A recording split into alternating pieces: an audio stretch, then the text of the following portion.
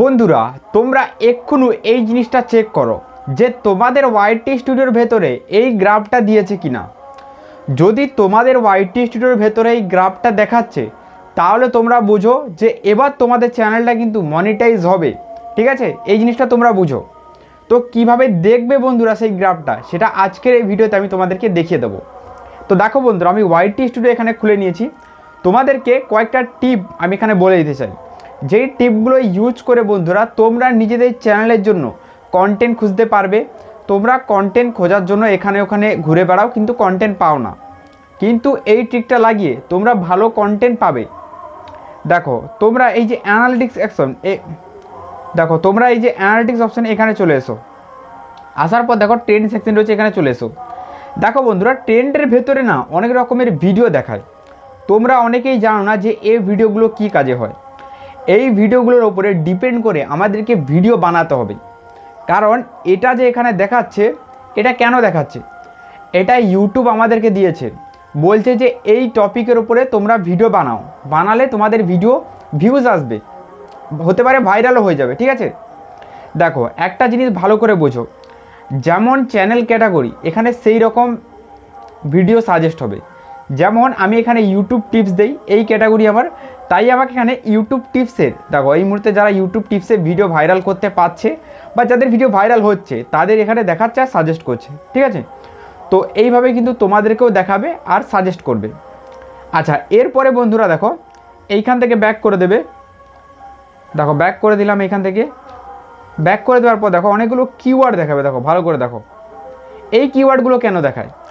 এই কিওয়ার্ডগুলো অডিয়েন্স, যারা ইউটিউবে অডিয়েন্স রয়েছে তারা কিন্তু তাদের ইউটিউব ফিডে সার্চ করছে ক্যাটাগরি অনুযায়ী। আমার এখানে টেকনিক্যাল ক্যাটাগরি ইউটিউব টিপস, তাই এখানে এইরকম সার্চ করছে। তোমার যদি রান্নাবান্নার চ্যানেল হয় দেখবে তাহলে রান্নাবান্নার কিওয়ার্ড এখানে রয়েছে। তো এই কিওয়ার্ডগুলোর ওপরেও তোমরা ভিডিও বানাতে পারো, তাহলে কিন্তু দেখবে তোমাদের ভিডিওর ওপরে ভিউজ আসছে। কিন্তু এই কিওয়ার্ড থেকে সবচেয়ে ভালো জিনিস হলো বন্ধুরা এই যে নিচে ভিডিওগুলো। ঠিক আছে, তো এই ভিডিওগুলোকে তোমরা অবশ্যই ফলো করবে। এবার বন্ধুরা চলে আসি সেই গ্রাফটার ব্যাপারে, যে গ্রাফটা আমরা কোথায় দেখতে পাবো আর গ্রাফটা আমরা ইউজ করব কিভাবে, প্রত্যেকটা জিনিস বলবো। দেখো এই যে অপশান, ঠিক আছে টিপস, দেখো এই যে একটা অপশান দেখছো জিজ্ঞাসা চিহ্নের মতো, এখানে ক্লিক করে দাও। এখানে ক্লিক করার পর ক্রোম ব্রাউজারের সাইট খুলে যাবে। তো এখানে ক্রোম ব্রাউজারের সাইট খুলছে। দেখো এখান থেকে কিছু নোটিফিকেশান এসেছে, এগুলো আমি বের করে দিচ্ছি। এইরকম ইন্টারফেস খুলে যাবে। দেখো ক্রিয়েটার টিপ বলে এখানে একটা অপশান রয়েছে, এখানে ক্লিক করবে। মানে যারা ক্রিয়েটার রয়েছে তাদের জন্য ইউটিউব বিশেষ কিছু টিপ এখানে তৈরি করে রেখেছে, তো সেগুলোই এখানে দেখাচ্ছে ক্রিয়েটার টিপ হিসেবে। দেখো ফার্স্ট এখানে কি রয়েছে, ভিডিও টিপ, তারপরে রয়েছে লাইভ স্ট্রিমিং টিপ, তারপর রয়েছে এখানে শর্ট ভিডিওর জন্য টিপ। ঠিক আছে, তো প্রত্যেকটা জিনিস রয়েছে। সবার প্রথম আমি দেখো ভিডিও টিপের ভেতরে ক্লিক করছি। এখানে বন্ধুরা কোন জিনিসগুলো তোমরা দেখবে অবশ্যই দেখে নাও। দেখো কি রয়েছে, গেট স্টার্ট, এখানে কতগুলো জিনিস দেখাচ্ছে। ইউটিউব ভিডিও আপলোড টিপ, তারপরে হচ্ছে এখানে চ্যানেল সিকিউরিটি টিপ। ঠিক আছে, তারপরে দেখো এখানে আরও অনেক রকমের জিনিস রয়েছে, যেমন এখানে basic features, production, policy and guideline. ঠিক আছে, তারপরে দেখো এখানে আন্ডারস্ট্যান্ড ইউর পারফরমেন্স, এইসব অনেক রকম জিনিস রয়েছে। ঠিক আছে, তো একটা একটা করে প্রত্যেকটা জিনিস দেখতে পাবে। প্রথমে এখানে ক্লিক করো, এই অ্যারোতে ক্লিক করার পর এইরকম ইন্টারফেস খুলে যাবে। দেখো এখানে তোমরা কীটা দেখতে পারবে, সবার প্রথম তোমরা এখানে যেটা দেখতে পারবে সেটা হলো দেখো tips to opinion your video. ঠিক আছে, এইটা দেখতে পারবে। তারপর দেখো একটা অপশান রয়েছে thumbnail and title tip, thumbnail কীভাবে বানাবে, টাইটেল কীভাবে লিখবে, এটার জন্য একটা টিপ। ঠিক আছে, তারপরে কি রয়েছে tip for video description, video description কীভাবে লিখবে এটার জন্য টিপ রয়েছে। ঠিক আছে, দেখো এখানে যে কোনো একটা ক্লিক করে দিচ্ছি। দেখো এর উপরে ক্লিক করে দেবে, ক্লিক করে দেওয়ার পর আরেকটা সাইট এখানে খুলে যাবে। ঠিক আছে, দেখো এখানে কি দেখাচ্ছে ভালো করে লক্ষ্য করো। দেখো এখানে তুলবে, দেখো এই যে টিপগুলো দেখাচ্ছে বন্ধুরা, এই টিপগুলোই হলো বন্ধুরা ডেসক্রিপশান লেখার টিপ। ঠিক আছে, তো দেখো এগুলো বুঝতে হয়তো তোমাদের অসুবিধা হতে পারে, তো এর জন্য একটা সুবিধা রয়েছে এখানে ভিডিও। এই ভিডিওটা প্লে করে দেখলেই তোমরা কিন্তু এই জিনিসটার ব্যাপারে বুঝতে পারবে। কেউ ডেসক্রিপশান লিখতে জানে না, তো এই ভিডিওটা প্লে করে দেখলেই সে কিন্তু শিখতে পারে যে কীভাবে ডেসক্রিপশান লিখে।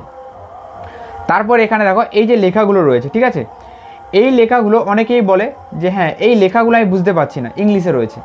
তো এগুলো তোমরা কপি করে নেবে, এইভাবে ক্লিক করে পুরোটা এখান থেকে কপি করে নেবে।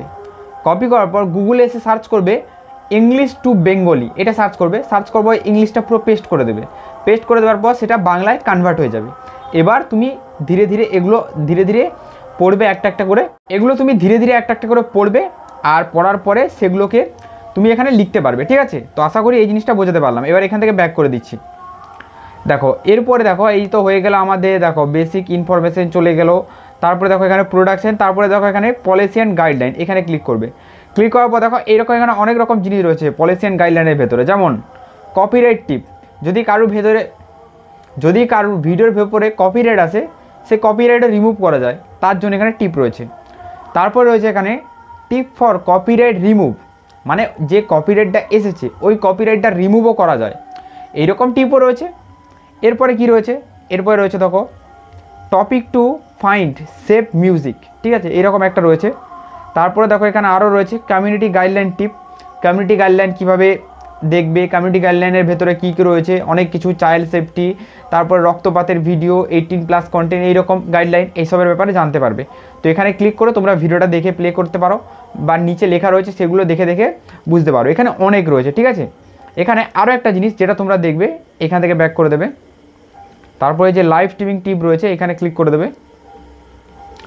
এখানে ক্লিক করার পর একটু স্ক্রল ডাউন করার পর দেখো তোমরা দেখতে পারবে, দেখো আমি তোমাদেরকে দেখাচ্ছি এখানে কোথায় রয়েছে, আন্ডারস্ট্যান্ড ইওর পারফরমেন্স, এখানে ক্লিক করবে। ক্লিক করার পর দেখো এখানে একটা অপশন পাবে, দেখো নিউ অ্যান্ড রিটার্নিং ভিউয়ার্স টিপ, দেখো এইখানে ক্লিক করবে।